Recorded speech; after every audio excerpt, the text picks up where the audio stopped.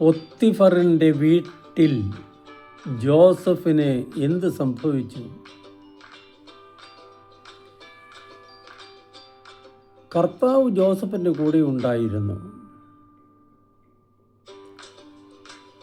17-18 വയസ്സുള്ള ഒരു പയ്യൻ.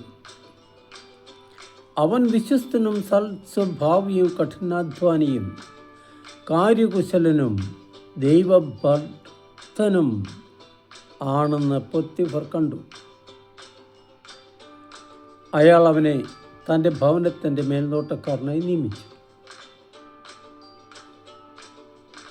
അജ്ഞാതനായ ഒരടിമ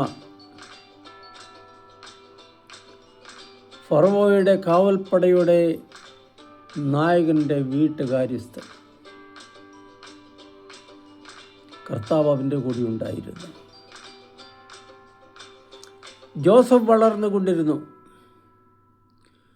അവൻ സുന്ദരനും ദൃഢഗാത്രനും മധുരഭാഷിയുമാണെന്ന് ശ്രീമതി പൊത്തിഫർ കണ്ടു.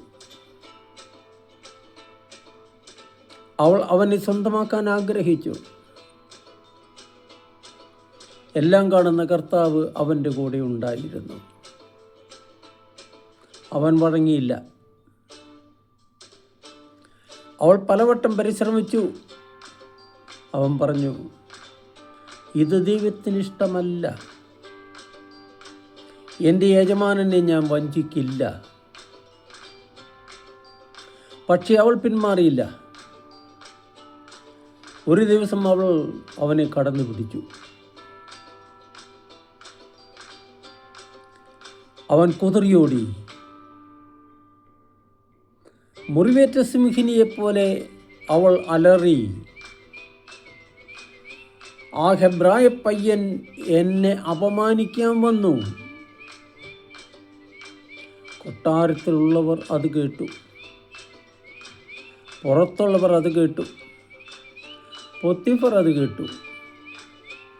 ജോസഫ് കാരാഗൃഹത്തിൽ അടയ്ക്കപ്പെട്ടു. പക്ഷേ കർത്താവ് അവൻ്റെ കൂടെ ഉണ്ടായിരുന്നു.